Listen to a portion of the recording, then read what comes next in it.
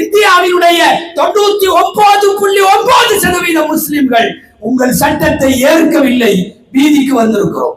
உங்களுக்கு ஒரு சந்தேகம் வரலாம், கவர்மெண்ட் அவங்க கையில, அதிகாரம் அவங்க கையில, ராணுவம் அவங்க கையில, சட்டம் இயற்றுவதும் அதை செயல்படுத்துவதும் அவங்க கையில. நாம இந்த மாதிரி உக்கடத்துல ஒண்ணு கூட்டிட்ட மட்டும் சட்டம் வாபஸ் ஆயிருமான்னு நீங்க நினைக்கலாம்.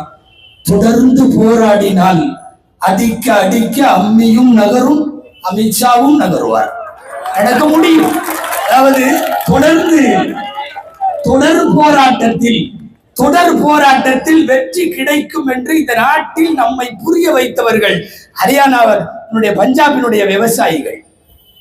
எப்படி போராடினான்னு உங்களுக்கு தெரியும். வருஷ கணக்கில் போராடினா.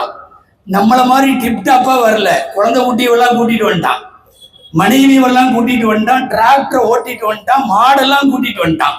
விவசாயி திரும்ப போமா